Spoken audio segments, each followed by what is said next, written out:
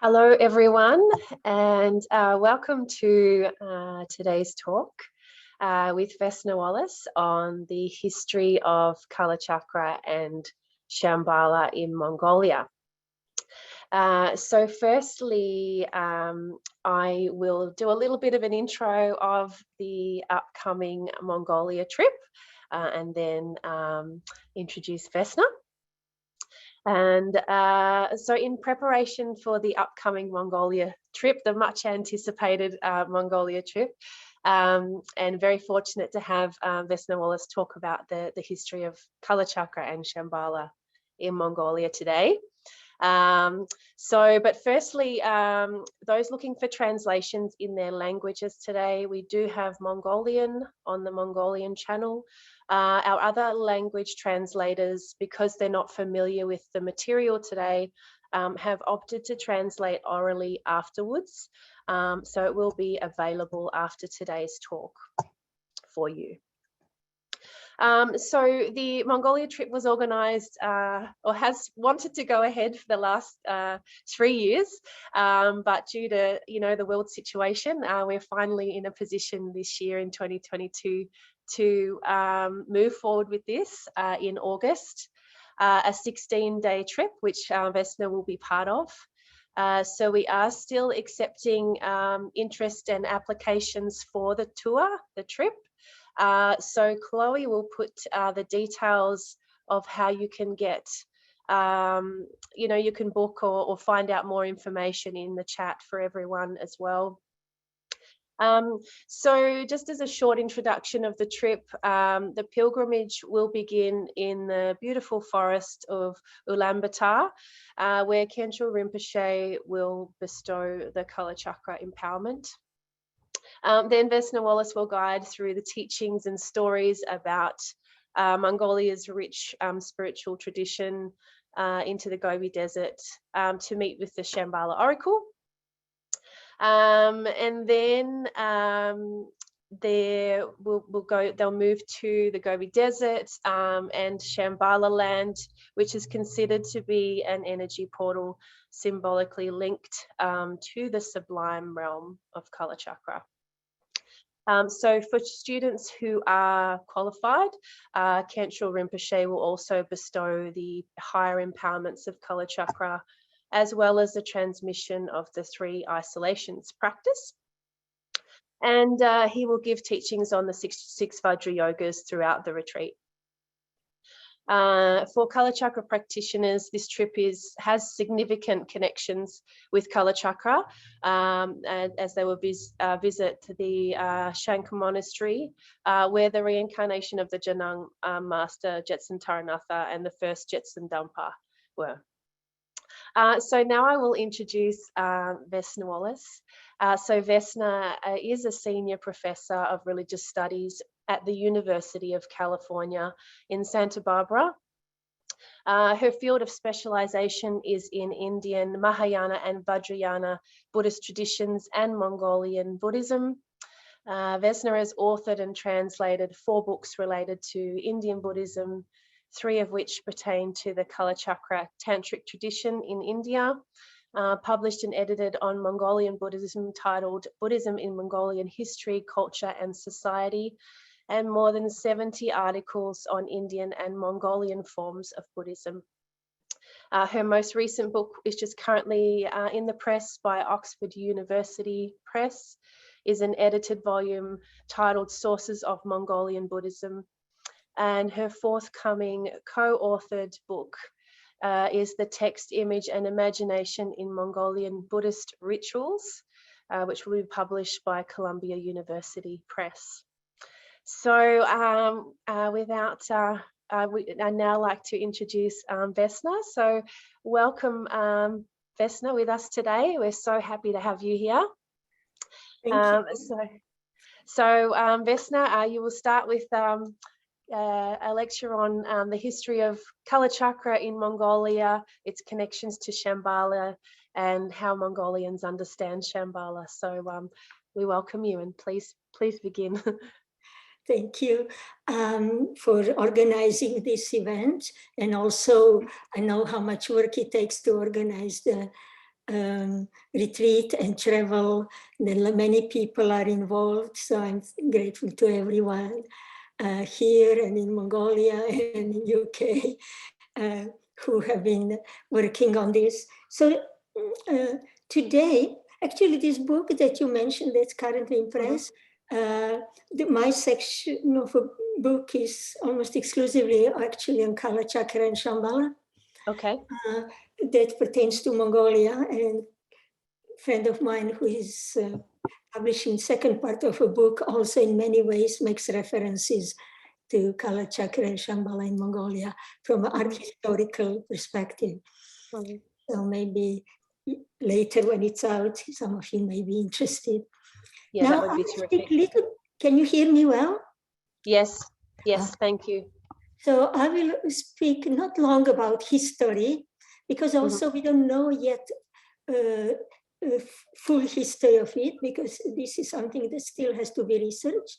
But I will give some snippets of it, and then I will focus on some perspective that Mongolian authors and Buddhists have had of particularly Shambhala, because Rinpoche asked me to talk about that, and also in relation to how he teaches what Shambhala is. Yes.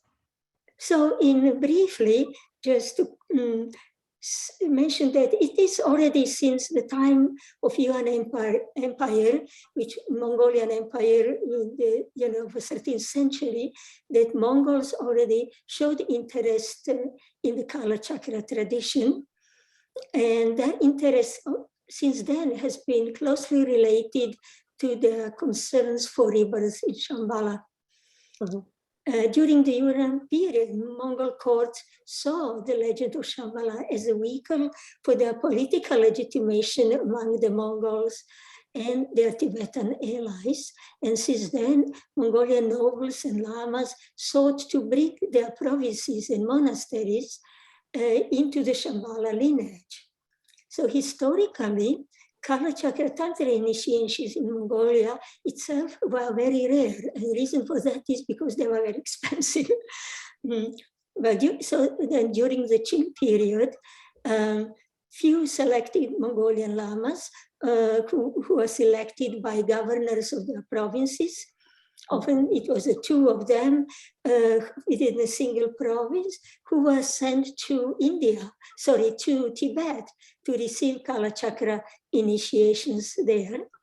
And upon their return, they were given a Vajra ring to wear. It was a symbol of somebody who has received the Kalachakra initiation. And they were also considered as bearers of Kalachakra blessings. So in the Mongolian view, whoever has received Kalachakra initiation, wherever that person goes, in what environment is kind of sharing, emanating the Kalachakra blessings to their environment.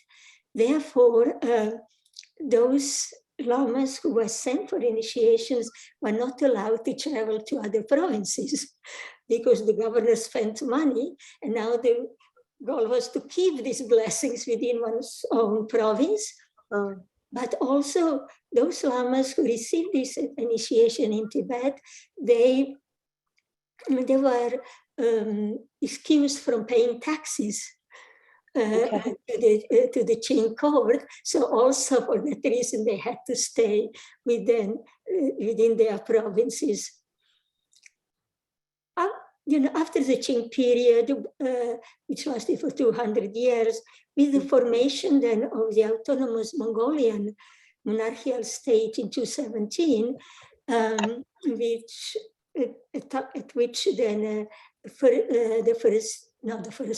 seventh Jetsudamba became the eighth. What am I talking? Sorry, the eighth Jetsudamba was the holder of a state and religion. But also at the wake of communist revolution, a strong interest in the Kalachakra tradition re-emerged among Mongolians. And the Kalachakra initiations then became more available, with the first large initiation and probably the last in 1931. Also, Panchen Lama traveled to Mongolia, especially to Inner Mongolia, and this is where also lamas from Outer Mongolia would go receive initiations, and there were times when they were caught there during revolution and couldn't come back.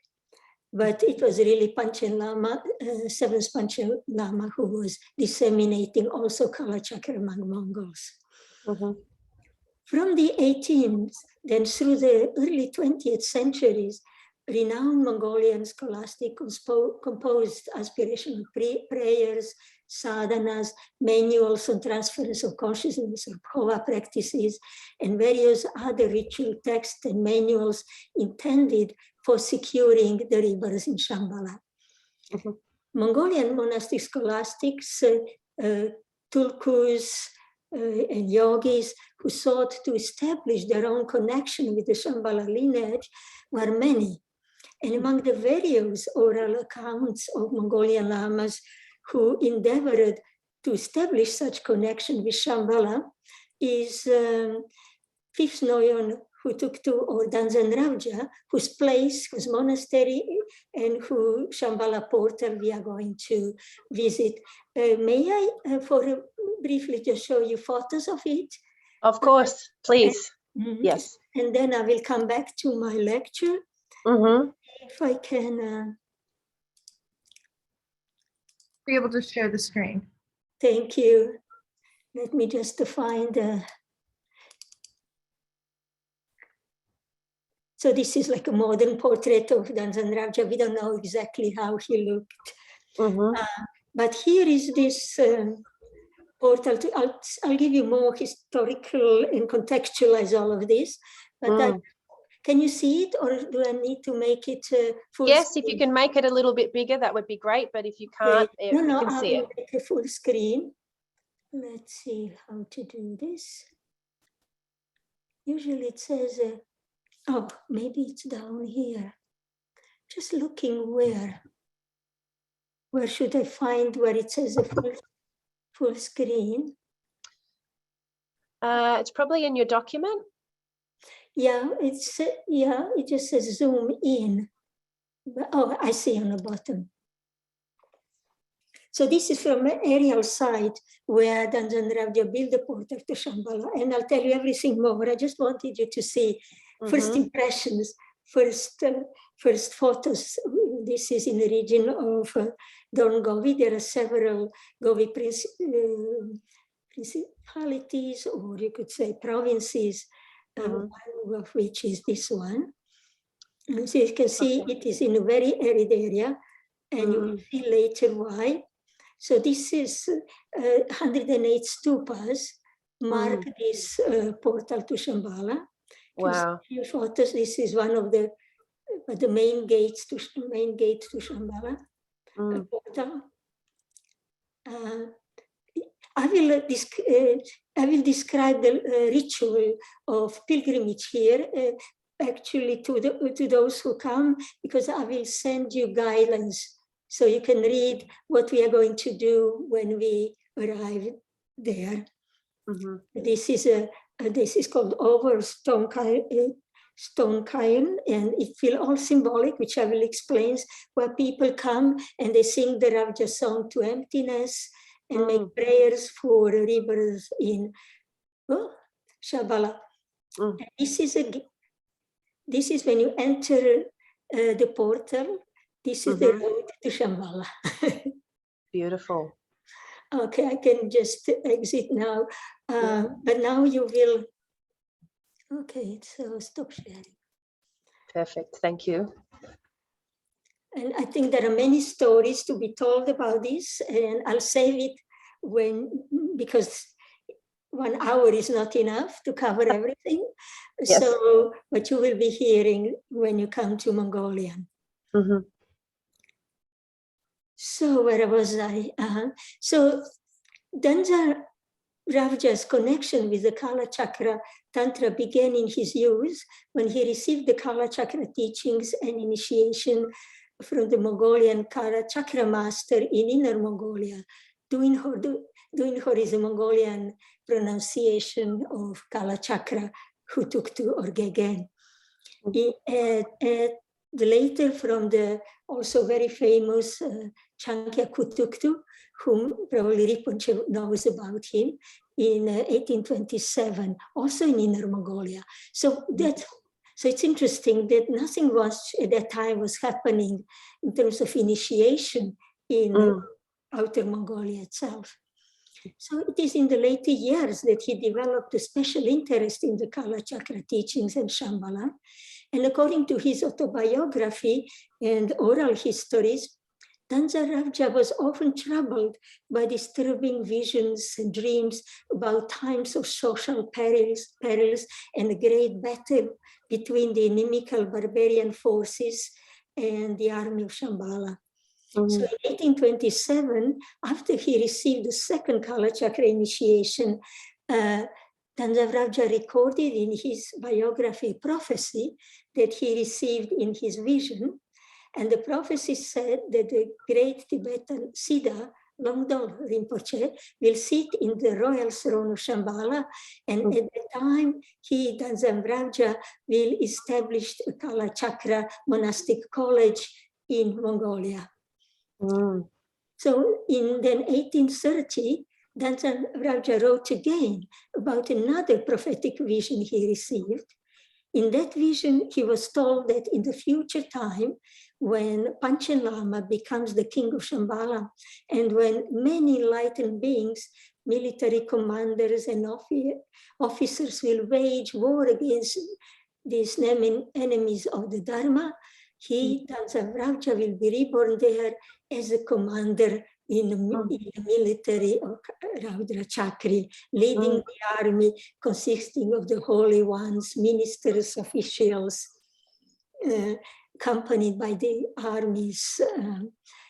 And in another text called the Teachings of the Prescience, Noyon Hutuktu, that was also his popular name, Danzanravja wrote yet again about the prophetic dream he had on the 15 days of the first month of 1854, in which he had visited the 6 destinations of cyclic existence and saw Shambhala as a sacred place where the Buddhas and Bodhisattvas teach Dharma.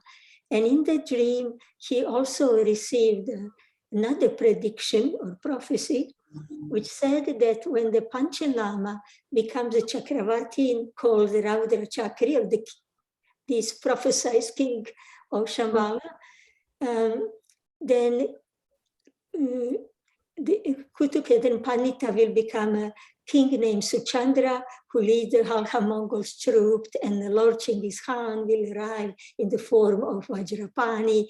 And at that time, when Raudra Kalki will teach in the northern Shambhala, then the Tsongkhapa will arrive in this realm and disseminate the Buddha's teachings like the sun in the 12 sections of Jambudvitappa.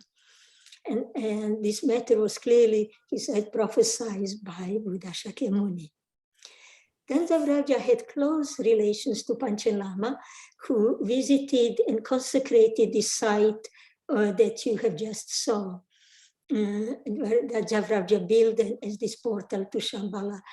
And this is one comes to pray, to meditate on Kalachakra, does aspirational prayers, and to purify oneself in order to prepare oneself for the times of crisis. That's how Ravja saw, considered it, that there will be time of social, political crisis, and then those who come there, they will be somehow protected and saved. And Ravja also, one of the reasons why Ravja particularly selected this site was because he had a vision of celestial Shambhala, of Sukhavati. In Sukhavati, there are many Sukhavatis of Amitabha, of Amoghas Siddhi, Akshopya, Medicine Buddha, but there is also Sukhavati as Shambhala, and that's how he saw this vision, and he painted it. and then made this, consecrated these sites and built. So according to oral accounts, when Danzanravja visited Shambhala in his deep meditative state, he requested the king of Shambhala to grant him a connection with the Shambhala lineage. And after that, he dedicated the remaining 20 years of his life to maintaining that connections. And then since then, every year on September 8, 10, and 11, his monastery, which is nearby there and we will visit, has been holding prayers for Shambhala with the conviction that aspirational prayers for Shambhala that are made there on those particular days are being recorded in Shambhala due to the power of Danzanravja's previous prayers. So for this reason, then from 1885 until the suppression of religious freedom in the mid-1930s, aspirational prayers for Shambhala were regularly performed at Ravja's monastery called Hamarhid on those particular days. And after the reconstruction of the monastery and this Shambhala portal, then again, the same renewed practice continues to be performed every year in this monastery. In 1854, 2 years before his death, he again had some disturbing prophetic vision, including the premonition of his impending death. And on account of the dream, he believed it was necessary to quickly construct the temple surrounded by a complex of 108 stupas in that sacred site, which was consecrated previously by Panchen Lama.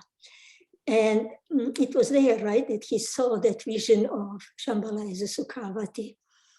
And so the portal was also envisioned as a pilgrimage site. And so the entire pilgrimage, in a way, is you could say, like a reconstruction of the rebirth in Shambhala, of the journey in Shambhala. Everything one does there becomes symbolic of that. Then shortly after his death, in 24 days, the construction of the temple, which housed the three-dimensional Kalachakra mandala, which was destroyed in that site during Cultural Revolution and has not yet been rebuilt, and that wall of 108 white stupas symbolizing the ring of snow-capped mountains surrounding the land of Shambhala. The gates of the three sides of the stupa wall that you saw and this large cairn, this is where prayers are to be made.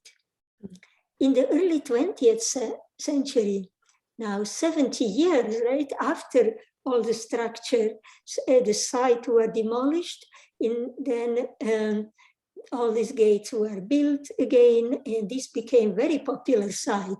Buddhists come, tourists, all kinds of people, Mongolians come. Some of them lie down on the ground and rub their neck against, hoping to receive some blessings. I believe that's a power spot, right? But Danzanravja was only one, of many Mongolian lamas who sought to bring their home regions and monasteries into the Shambhala lineage. Excuse me, just get Let's go for it. It's very dry here. And so they also, saw this connection to, through that they have a connection to the Shakya clan, the, Shakyamuni Buddha. Because according to even some Tibetan, but also Mongolian accounts, kind of traditional accounts, it is that it was a member of a Shakya clan, of a Buddha's clan, who went into that place, land of Shambhas, and brought a relic of a Buddha and established the Shambhala. But among these lamas and noblemen who were seeking refugees, were was a hereditary prince, Senoyon Han, by name Nanasuren, who had a prominent role in Mongolian independence movement from the Qing, and who later served as a prime minister of Jetsudamba's Bogdan state for about 4 years. According to oral accounts, he succeeded in bringing his territory into the Shambhala lineage, owing to the assistance of the 8th Bogdan, who was supposedly in the possession of a ring with a magical stone called Ze.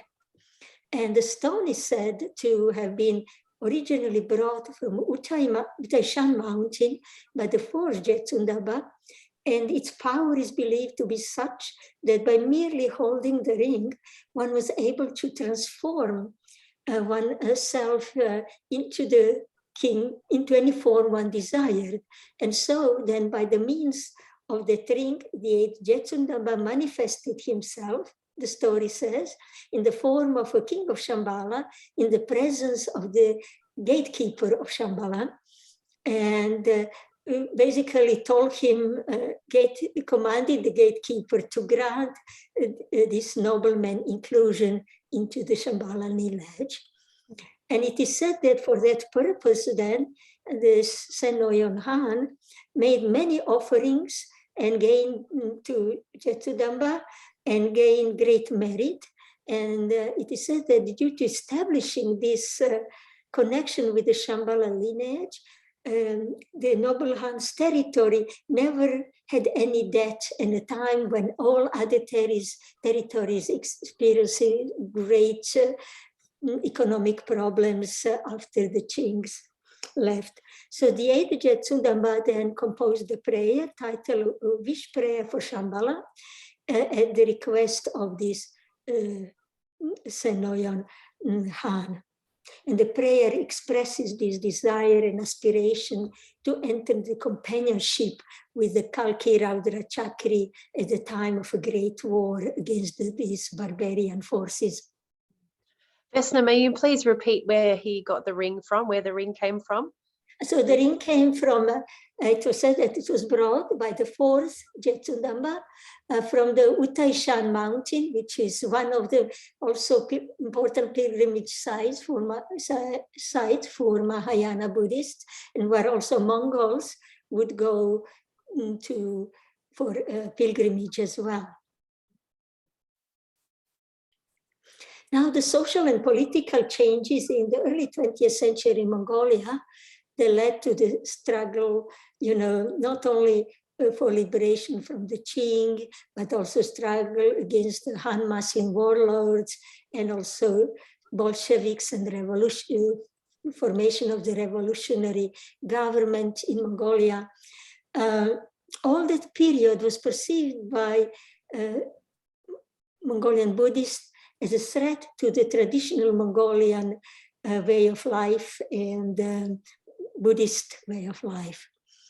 So the perceived danger gave rise to a strong incentive for the increased production of these aspirational prayers, rituals, pova practices for Shambhala, Kalachakra Guru Yoga texts, eulogies to the Kalki kings of Shambhala, ritual manuals, and it just this array of texts was just springing up from during these periods. But this was also a period of gradual and steady secularization of society under this, communist ideology, which kind of propagating that Buddhism is unrealistic, cruel, deceptive, without future, and so on. And so in the mid-1930s, most monasteries were destroyed in Mongolia. And this began to be persecution of monks, imprisonments, secularization of monks by force, right? And monks imprisonment, killing, and so on. All of this kind of gave rise to this strong desire for rebirth in Shambhala and not to be reborn again in this very turbulent social time. During the communist purges, when the monks were facing execution by a firing squad, one Lama by name Bhikshu Palden then composed a short poa practice for monks who then were recited a few minutes or a minute or so before they were shot to death. And it read, "From now onward, may I achieve the fine body in Shambhala, the celestial realm of Kasarpanadvipa." Kasarpanadvipa is Vajrapani's place, right? "And when my various appearances arise, may I attain the power of being pierced by the sword of gnosis, sword of wisdom." And this is what monks were recited with hope that this prayer will lead them directly into new rebirths in Shambhala. At the dawn of the revolutionary period, when young Mongolian revolutionaries promised to restore the state and religion in Mongolia, and when Buddhism and communist ideology had not yet come into direct conflict, Shambhala as an idealized world became a symbol of a new social reality among Mongolian revolutionaries. Young revolutionaries promoted their efforts against the Chinese Republican Army who occupied Mongolia's capital in 1919 as a religious fight for Shambhala. For them, Shambhala was a metaphor for a free Mongolian society and for this kind of heroic national future. But how did Mongols perceive Shambhala? That's interesting. When I spoke with Khentrul Rinpoche, and Rinpoche said, based on his own experiences in meditation and analysis and so on, he says Shambhala is really like a mental place. And then, of course, there are those who claim that Shambhala is a terrestrial place, a geographical locale, right, somewhere on this Jambudvipa in our cosmic system, considering that this consists of 900 million villages. Where would that be, right? These villages are not just villages, they're more like towns. So even His Holiness Dalai Lama says, oh, it must be on some other plane. It's not on this planet. However, when we look at Mongolian writings, and I check different kind of genre of literature, you could say that in their view, Mongolia is all of three. Mongolia is a physical place, terrestrial place. It is a celestial Sukhavati, and this is a state of mind. And that, and you get an impression that Shambhala can be in all of these three at the same time, that it all depends on a perception of individual, which is then dependent on the levels of mental obscurations. That while some may see Shambhala as a physical place, other as a celestial, and yet some will experience it as a state of the mind. So for some Mongolians, it was a physical place, not very far from Mongolia, because it always in the writings of Shambhala, including in Kalachakra Tantra itself, it says it is a northern, Shambhala in the north, right? In the northern section of Jambudvipa. So then Mongolians believe that it is right closed. And so there were lamas who claimed that they actually went to Shambhala and they brought, and there are many stories and even legends how they went there. And some said that they came and they brought certain items with magical powers, like a piece of, not crust of a tree, how you say? What's the English word? You know, like from a tree when you take and that, not the crust, what do you say? The bark? Bark, oh, wow. Yes. Oh, such a common word. Yeah, like from a bark of a tree could, you could peel it, and Vajrayogini image always shows up, or they brought like a jewel, red jewel from a kind of a crown of a naga, and so on. So and also among the Buryak Mongols, there are stories like this, that Shambhala is also next door, basically, to Siberia and so on. But so you have these kind of descriptions on one hand. On another hand, and these descriptions give us very details of how people look like, what is the layout of the land of Shambhala, how Kalachakra Mandala looks there, the palace of a Kalki king, mountains, nature, what people wear, how many servants they have, all of that. So on some level, it looks like a terrestrial kingdom, but kind of more spiritually advanced kingdom. On the other hand, when you read prayers and saranas, then you see that this is something one is to imagine. And one is imagining it to create this kind of karmic connection with Shambhala. So that when one dies, or at a time when one is ready to enter the Shambhala, that one already knows what to expect. Kind of, one already has in one's own mind created the place, it knows exactly, so we'll recognize the place as soon as one is reborn there. We look around and okay, I'm in Shambhala, kind of. So there was a Mongolian author by name Agvandam Dinsuren who wrote a text called The Swift Path to Kalapa, a compilation of the layout of Shambhala and ritual offerings to the Kalkis, the Dharma kings.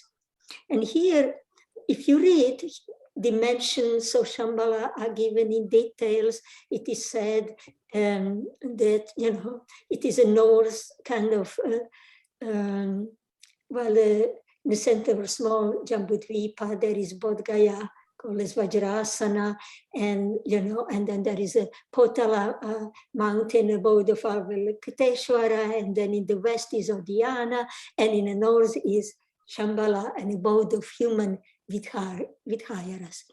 So, and I don't know how much time we have. We've got some time, so. Okay, so maybe then I can a little bit speak about it.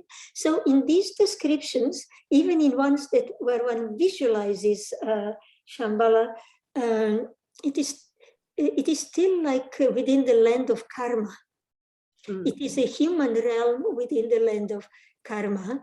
It is perfectly secular in this form of a lotus with this, in its center, it's a petals. The periphery of the lotus is ringed with range of snow mountains, and it's like the petal. It's like a petal with, lotus with 8 petals. So it has these different, principalities, if you like.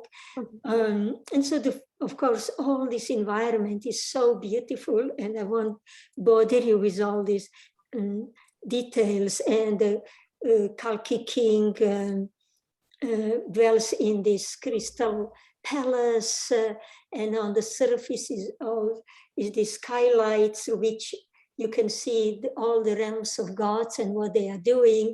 You have this direct access, right, to them, and you see planets and stars and solar mansions and everything kind of very clearly, right? And he's surrounded, he's in these thrones around him, which are made of multicolored sandalwood floor, pleasant fragrances spread for miles. And of course, there are everything is rich jewelry just on him exceeds the value of the god Indra's kind of jewelry. Yes. His body is brilliant. It pervades space with this light and luster, and it is difficult to bear his magnificence if you're near him. Vesna, is this the vision of the celestial Shambhala that you are sharing? That's a vision. That's what one is imagining, visualizing. Right? So it's one is visualizing, and this is also like a both terrestrial and visualized one, which is like a celestial, celestial Sukhavati. So that's kind of like it is a pure land. You know, and in pure lands, in Amitabha's pure land, people are born from lotus, but in Akshopya's, they are born by mere glancing each other's or mere touch. Somebody is being conceived and so on. So here it's similar to that. And obviously these descriptions, why is one visualizing all of these details in addition to familiarize oneself with the Shambhala, is also to get inspired. That like one phase grows, one inspiration to grow, for rebirth there also increases, and then one will be ready to be to engage in these practices. And of course, there are whenever a young prince is born there, he's like this precious radiant jewel that radiates for 7 days and so on. And there are long descriptions, but it's too much detail, so I'll skip this. Now, again, when we read and we say that, and we read that all the kings of Shambhala, because there are these minor kings, right, that rule over 10 million villages or towns, that they're all Buddhas and Bodhisattvas of the 10th stage. So also when they are kind of referencing Shambhala as a Sukhavati, as this pure land, then they speak of Shambhala as being created by the mind of Vajrapani. Just like Amitabha with his own mind created his Sukhavati in the west, Kshopya in the east, so Vajrapani, the Lord of Secrets, the guardian of Tantra and Mahayana teachings, right, has with his own mind manifested this Shambhala.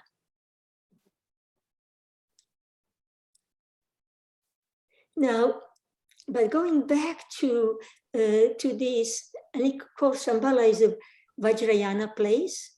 This is where all the Mahayana teachings, as well as all the highest yoga tantras being taught and practiced. But now, going back briefly to this so-called terrestrial Shambhala, they say one can go there, but there are numerous dangers awaiting those who are journeying in the present body. And these dangers are described in Panchen Lama's Guide to Shambhala, in many Mongolian texts as well. And so they say, but they say, since rebirth in Shambhala seems empirically more attainable and secure due to the power of aspiration and prayers, rituals, and sadhanas, then it's better to pray for rebirth than try to go there. They say that even one of the Kalki kings of Shambhala, in his when he was a great bodhisattva in his previous life, when he tried to travel to Shambhala, that physically he couldn't endure. That it is that kind of difficult, that one needs to, if you look in these different guides to Shambhala, they all say, you know, you start in Bodh Gaya, and these are treacherous journeys in which you do tremendous amount of practices. It's a long journey, and exposure to all kinds of danger, but also lots of practices of purification. So again, you get a sense you're kind of going like into terrestrial, but in fact, along the way, you are purifying yourself. And when you enter it, maybe it's not that physical or that kind of terrestrial anymore. It's, you almost get a sense it's then more like a parallel universe, if you like, or something. Vesna, are you able to describe some of the obstacles in a little bit more detail, if you can? Yeah, that along the way, one encountering all kinds of spirits and entities who are trying to prevent one, but also along the way, there are fierce guardians of Shambhala who are not letting you in unless you have been purified from mental afflictions and karmic negativities and so on. So, but then also, like in one place, one had to do 100,000 times of rituals and pujas to Goddess Hariti, so that when one steps in the next territory, will not get smallpox, you know. Then one travels through different countries and areas. There are these dangerous people as well. So there are spiritual spirit entities, there are guardians of Shambhala, don't want you easily to get in, and so on. But it's interesting, they also reference these merchants who by mistake went there, you know, so that's kind of interesting. How did they, and they are, so they say, to be able to travel to reach Shambhala that way, you have to be a master of Vidya mantras. You know, you have to have all this extrasensory perception, be able to fly and, you know, already have all of these miraculous powers. Otherwise, like just traveling with a backpack and a sleeping bag, you'll get nowhere. So the first Bhakt Jetsudamba, Zanabazar, in some of kind of these histories of Jetsudamba, it says that he actually knew how to get to Shambhala, and that at one occasion, 2 Indian yogis traveled on carpets, flying carpets, right to Mongolia, and didn't know where to go from there. And then Jetsudamba Zanabazar told them how to go. And they said, well, you will come to this Sita river and you don't touch it, because the moment you touch it, that body, part of body will freeze and fall off. So you wait until this big fish, monster fish comes and takes you across the river. So the story says those 2 came, and the younger, this yogi, Indian yogi, wanted to try, and he put his finger and the finger fell off, and something happened to him. He's no longer mentioned, like he has never returned, maybe he died. But this older yogi comes and reported and became very afraid, decided not to pursue Shambhala. So that's why when all these dangers and risk are explained, then it is said that those who wish to journey to the entrance of the land of Shambhala in this lifetime definitely need to accumulate merit and accomplish the Dharma of the secret mantra. And if it is not accomplished, then it is impossible to travel. So after describing various times and dangers that a traveler will encounter along the way, then we read about that for this reason, a journey to Shambhala in this life should be kind of avoided, but it's rather to focus on rebirth in Shambhala. But of course, we also read of those who saw it who visited it in a dream, and travels with their disciples there, received some teaching, witnessed something, then returned back. One of the Mongolian great masters of the 19th, 20th century, Mingyur Shirab, in his work called The Jewel Step of a Fortunate Disciple, a prayer for definite rebirth in the land of Shambhala, of the great city. That's what Shambhala is, the place of a great city. He talks about it as clearly as a marvelous pure land of Vajrapani, where one can attain Buddhahood within a single lifetime. And in his understanding, Shambhala is this tantric Sukhavati of the human realm, or he calls this the place of the highest siddhi, the marvelous pure land. Similar view we find expressed in other Mongolian works like Agvandan Suren's work called The Swift Path to Kalapa that I already mentioned, and other works that is where Shambhala is spoken of as a sublime mandala of the earth, which is rotated by the wheel of Dharma, of the of the guaranteed awakening, and celebrated by the illusory dance of the bodhisattvas, the sons of Jinas, who are none other than the 7 Dharma kings and the 25 Kalkis.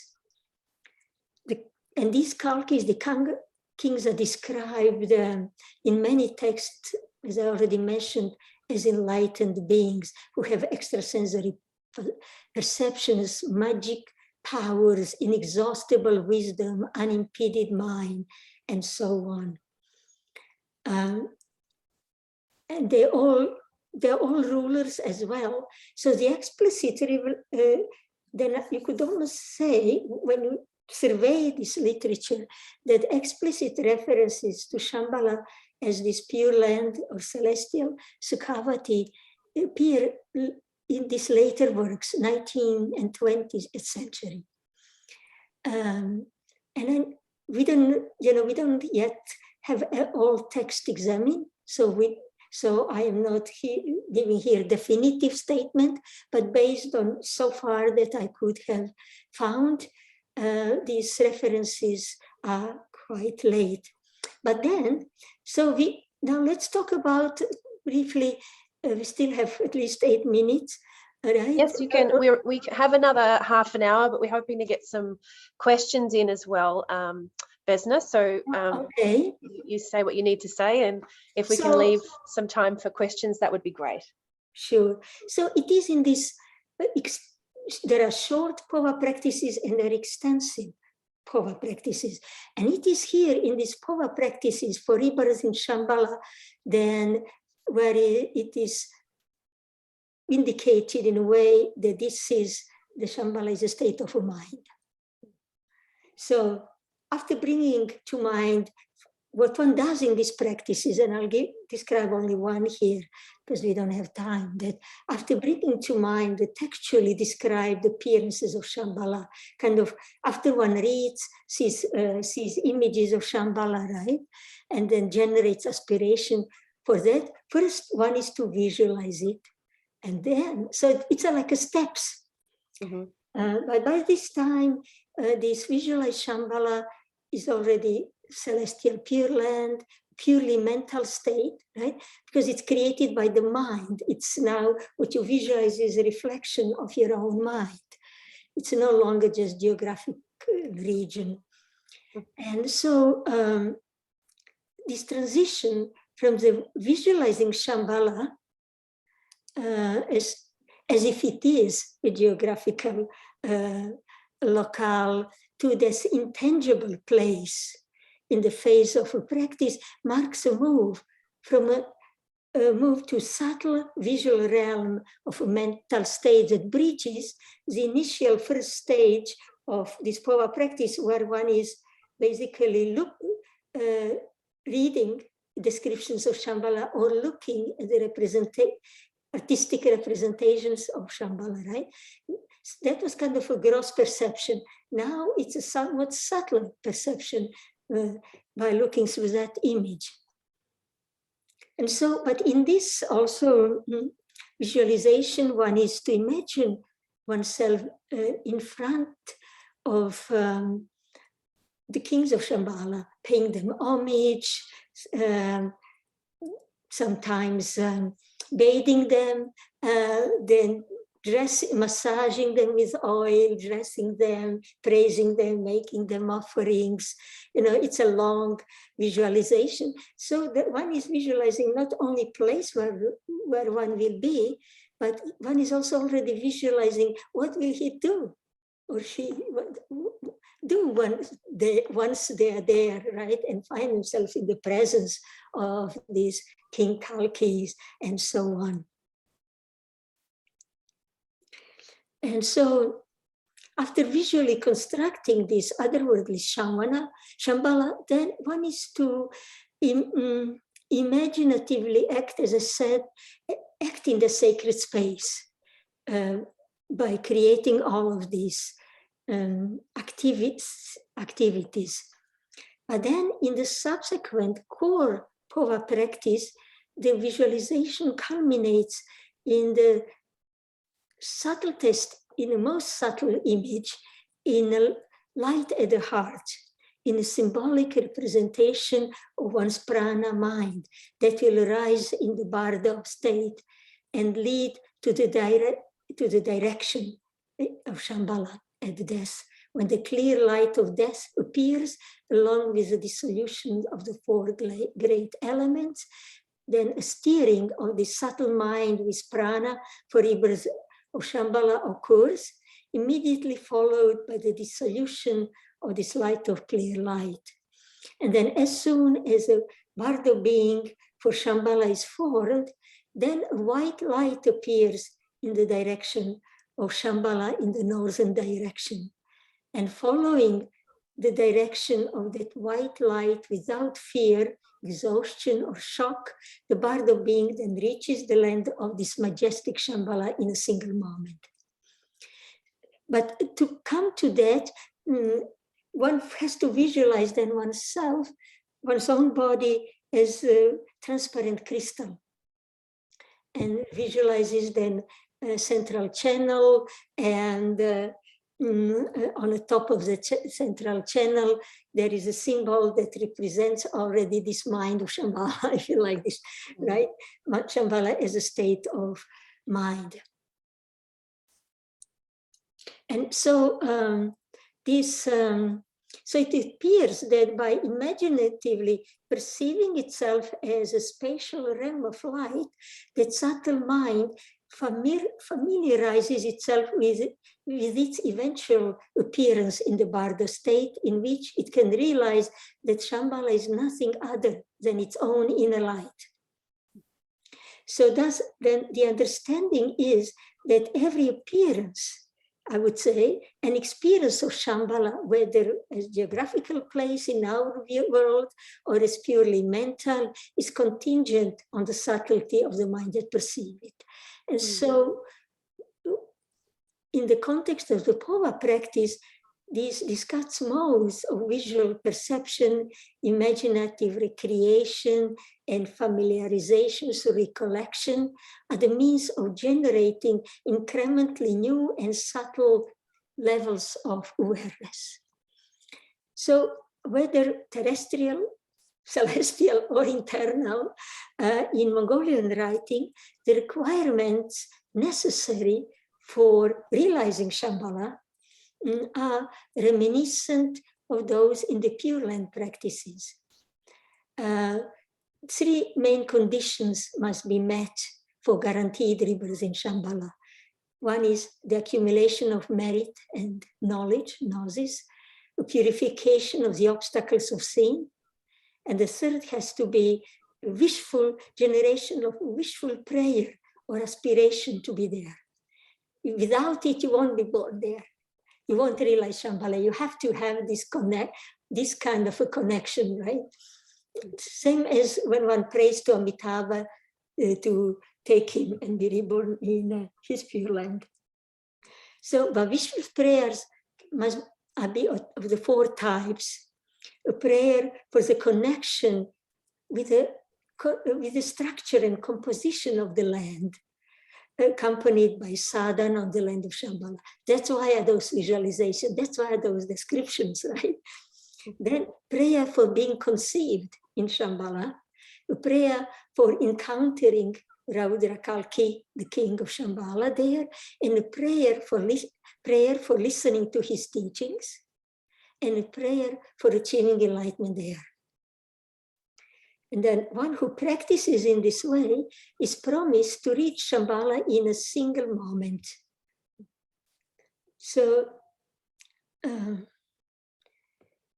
we have this, right, inwardly oriented and outwardly oriented practices that will create these different levels of the mind and give us different perceptions of how Shambhala is understood or talked about, or how it can be realized. But there's so much more, and I see it's already 7, right? You told me 1 hour, and then we have questions and answers, and maybe no problem. I can always add something in question and answers. Beautiful. Thank you so much, Vesna. If anyone has any questions, can you please pop it in the Q&A section of the chat, and I will look at those. So I have a couple already, Vesna, if you are ready. Can you talk a little bit more about the magical ring of Jetsun Dampa that allowed him to travel to Shambhala? Does the ring still exist? We don't know, and maybe it is, because there are many treasures like this that are kept in special kind of places within, let's say, Ganden Monastery, that are never shown, that are never shown to others, that are considered, sometimes it's relics. I was told, I of course never saw, that there was in one of these temples or colleges in Ganden monasteries that there is even a rib of the Pankara Buddha relic, which looks like a transparent crystal, but it's a rib, so maybe that ring is somewhere held as a treasury, and it's not looks so. I myself have never seen it, or I don't know anyone who has seen it. So I can't say really more, but this stone, it's called Dze, and in Tibetan as well. Yeah. So, right. I mean, there are lots of the fake ones that are, you can find in Nepalese tourist shops and so on, but the authentic ones are very rare to find, and supposedly that's how story says it went. Thank you. Can you please elaborate a little more on the jhana vayus? No, jnana is, there is, at least in Kalachakra system, it is Alex's question. I have not heard of jnana vayu, or heard of that. There is, I don't know if Alex is referring to pranavayu, to retain this mind vayu, because this mind vayu is still not awakened mind. That's why it has, vayu means wind, right? So it's still not the wind, but there is this consciousness, right, that still has some wind that enters, let's say, Shambhala. But then there, when one achieves enlightenment, we don't know whether that mind wind still be there, or just this pure awareness. But I never heard of that term in the Kalachakra Tantra itself. Thank you. So I see. Can you talk a little bit more about Vajrapani's connection to Kalachakra? Yeah, that's already in Vimala Prabha, the Stainless Light Commentary, which is the oldest and most authoritative commentary on Kalachakra Tantra, mentioned that it is Vajrapani who was told by the Buddha, right, to be one to guard all the Mahayana and all the teachings and all the tantras. And so in Mongolia, Vajrapani is, of course, very important. Just like India is considered to be the land of Chenrezig, Avalokiteshvara, and China as a land of Manjushri. So is Mongolia considered to be the land of Vajrapani. But we find it even in Naropa's writings on Kalachakra that that land of Shambhala is created by the mind of Vajrapani, and that Suchandra,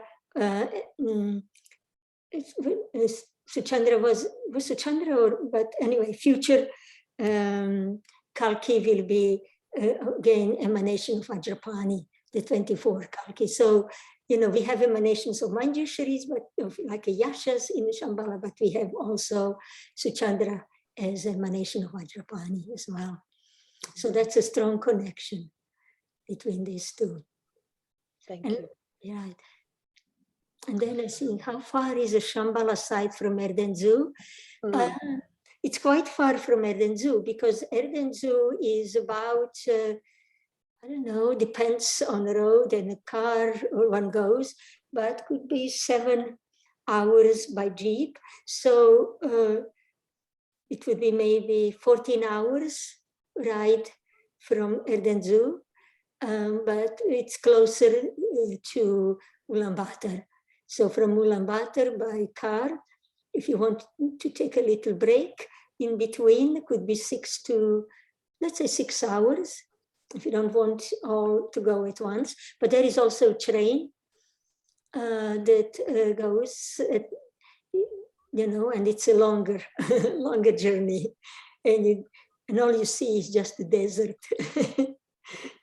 So I suggest a car or a jeep or a bus. Vesna, if we want to help people on Earth, is there still a valid motivation for seeking rebirth in Shambhala, aside from achieving the mental state realization? Yeah, so it's not like, oh, one has to go to special location necessarily to do it. It's only that, you know, in this Mongolian context, Danzanravja, who felt such a strong connection to Shambhala, and it's connected, of course, to prophecies, that he said, this is a power spot. This is where that vision appears, and this is where this place should be built. But what was I going to say? One year when I was traveling by group of visitors there, and we encountered a terrible sandstorm on that way. But once we entered that place, it immediately stopped. There was not a single, not even a breeze. Sky was blue again, and it was tremendously peaceful. You know, you can hear many incidents and stories and experiences that some people had. One of the custodians of Danzanravja, who unfortunately passed away, told me that his brother, who was a nomad, not particularly educated man, once spent a night there. And yes, we were told never to spend the night there, because it's a very powerful place and it can cause lots of confusions. And if you are not ready, don't go at night. But he says his brother stayed there. I don't know, maybe he had camels outside or something like this, that he was looking after.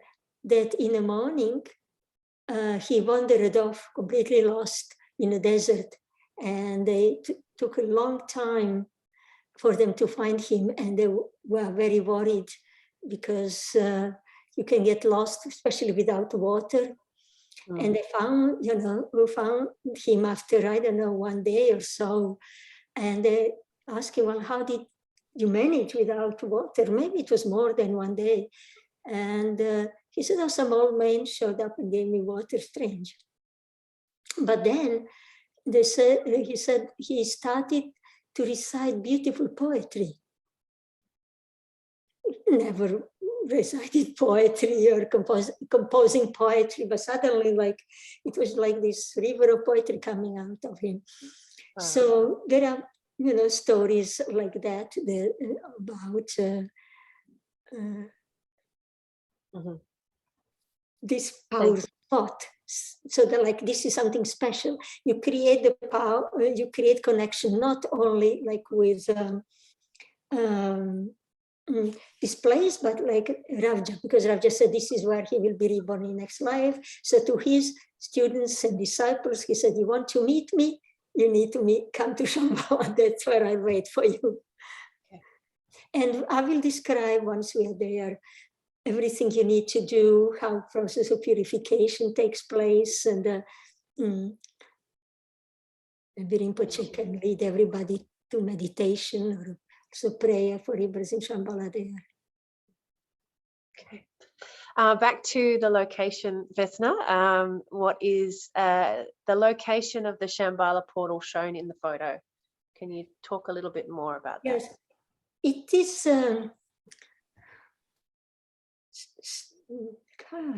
It's very south. In the south you have 3 Gobis: Don Gobi, and Southern Gobi.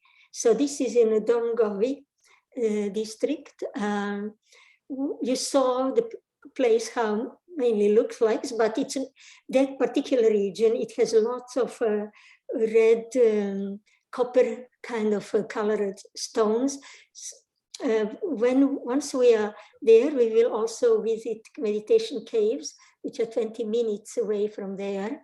But also Ravja used to go and meditate. And when you sit in some of those caves, especially one where Ravja meditated, and you look out into this expanse place where soil changes its colors, you forget you're on this planet. You think you're on a Mars or some other, planet for sure. And this is where Ravja used to go, but also other lamas of that region. But he would go there and he would have his disciple close the completely cave with stone. So he would be doing a kind of night retreat there. And sometimes it was there that he would, from the elements in the space, he would create these visions. He would bring these visions into manifestation somehow. But lamas used to go there to do their regular retreats, and they would usually, then somebody, lay people would come on a camel, or I don't know, you don't see really horses there, but mainly camels, and bring them a tea through the little hole on the roof. And that's how they would do their retreats there. But also, when we're there, we will also visit a holy site mountain, holy mountain, where it is said that is inhabited by one of previous Ravja's incarnations. And there are many stories about that you will also hear. Also some miraculous appearances and things like that. But all of these visits are the sites of kind of purification, burning one's kind of sins, confessing on a paper. One writes like what one remembers, right? And then writes them down, then put them in a preta's belly, in one of these, you will see stones inside the Shambhala place, and burn them. So feeds the preta, but burns on sins. Beautiful. Thank you, Vesna.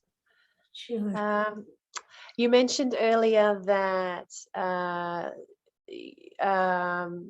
Shambhala is a state of Vajrapani's mind in Mongolia, or is that just in Mongolian view, or is that a universal view? You find it in Indic source, like in Naropa's text. Not this one, but yeah, in another one, yeah, where it says it was created by Vajrapanis. You know, same is with all other Pure Lands. They're all said to be, they come out of aspirations that bodhisattvas had, right? That one day may I create this Pure Land in which then everything is prepared and made to be conducive to achieving enlightenment swiftly. And once one is already in a Pure Land, in, let's say, in a Shambhala, it says one can travel to other Pure Lands. One is not stuck just in one. One can go and visit Amitabha's Pure Land and so on. And it is said that at the time of a big Shambhala war, that Nagarjuna and Tsongkhapa, who are now according to some of Mongolian sources, they are now in Shambhala, and they will descend their relics. They will take those relics that are still here and manifest them as their bodies. And then after so they will come actually after the battle, and then they promulgate again the Dharma Mahayana teachings. Vesna, you mentioned that from Shambhala you can travel to other Pure Lands. Is this solely from Shambhala that you can do this? Not from other Pure Lands? From the Sukhavati Shambhala, from Celestial Shambhala. There was no mention much about you can do this terrestrial or not. No evidence of that. Okay, but from the celestial. Right, you can, because that's a Pure Land now. Now, once you're in any Pure Land, you can go and visit others. Thank you. Vesna, this is probably more of your opinion, but your general impression of the character of the Mongolian people. Oh, I go for 20 years for reason not only because to do my research, but also to be with people. And, these years I developed so many friendships which are very deep, and how to describe them? They're proud people. They have this strong hero kind of, there is this narrative of heroic nation, the sons and daughters of Chinggis Khan. For Mongolians, for some Mongolians, right, Chinggis Khan was emanation of Vajrapani. That's why he will be in Raudra Chakri's military there, right, as well. They're generous and kind people. Something that I think everybody who visited Mongolia, even if they had some bad experiences, their iPhone was stolen, wallet was stolen, or they got sick, although it's much easier to stay healthy in Mongolia than if you go to India, for us who haven't lived there for a long time in India. That by the time they're sitting in airplane leaving, they're already talking about they want to come back. Okay. It's very interesting. And it's because Mongolian people are very accepting. You can be a little bit eccentric and cuckoo, and you can be kind of things. Somehow you fit there. You don't feel strange, which is also very wonderful. They're all extremely talented. I have never encountered a nation, country, where there is there's about 3 million people, but there are so many artists, so many composers, poets, singers, unbelievable, like everybody, So that's also beautiful side, I think, that in addition to this kind of warrior little bit mentality, you have also this very gentle and kind and warm side as well. A beautiful explanation. Thank you, Vesna. Thank you. We'll take a couple more. How would people best prepare for the pilgrimage, Vesna, from your experience? I think that you should ask this question to Rinpoche. I'm sure Rinpoche will have, you know, already now what people can do, right? I guess just, I think Rinpoche suggested to Vajrasattva practices, right? That's what one of the messages I received that was being sent. Also, in the text that Rinpoche shared, right, you can already do some prayers for rebirth in Shambhala, if that's what you are drawn to. And yeah, Kalachakra mantra is always helpful. And then I'm sure Rinpoche will give more guidance as well. So something that you will like as we travel, when we leave the city, you know, city is like every city. It's kind of, but when you leave the city, you are in this expanse of nature where uninhibited, where you see your mind expands. You know, nothing is blocking there. So you see earth element and you see a space element and nothing more, right? Unless you go far in the west where you have mountains, you know, very high mountains, then you get a very different feel. But most of places you will travel, it's like that, unpolluted, not, you know, very few people. You see in the distance a nomad with his sheep and goats on a horse, and in the countryside people are very warm, very welcoming. I saw in the last several years before COVID, of course, Europeans traveling with bicycles through Mongolia, you know, and just carrying a tent, and sometimes they just come to people's homes, yurts, you know, they call them gers, tents, and they offer a meal, they're allowed to sleep there, you know, and then they move on. So it should be a wonderful experience. And as I understand, initiation will be is initiation going to be in a national park or somewhere else?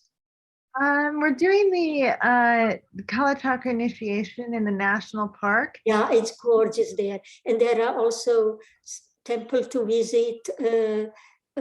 I'm sure we will find a way somehow, either before or after initiation, to visit Avalokiteshvara temple. And it's a beautiful place to visit. And it's not far from the city. It's about 2 hours, maybe 2.5, I assume, by bus. And it will be a beautiful place to have initiation without the noise of the cities, because all the, you know, the biggest monastery, Agandan, is in the city, right down, almost like downtown, you know. So it's like a small oasis of peace, but you step 1 meter out and you are in the noise of a city. And this will be a beautiful place. And I think it will be a special experience also in Gobi. You will see this big stupa, all the different emanations of Padmasambhava with the Kalachakra in the center. We'll visit also Kalachakra, small Kalachakra temple in the Ganden monastery. And I think there is much to see and experience. So you have to bring clothes for warm and hot, and cold, because night in the countryside, evenings and nights can be quite chilly, so you need a jacket.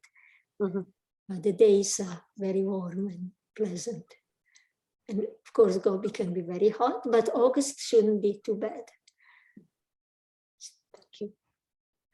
One last question for you, Sure. Vesna, then we'll finish up for the day. So can we ask your view on the timing of the war between Shambhala and the East? Just your views. Oh, prophecy. It's hard to, well, the text would say, right, 427 years or so. I'm terrible, I'm dyslexic with numbers, that's why I always mess up. But it's something like this. So according also to these prophecies, in 2047, new king of Shambhala is coming to the throne. Not yet the 24th.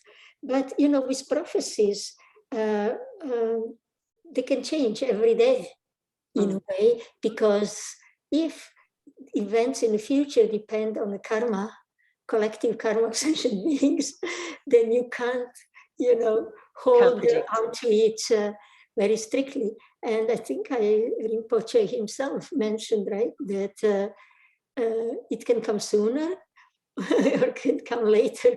It depends on aspirations and practices and sentient beings and collective karma.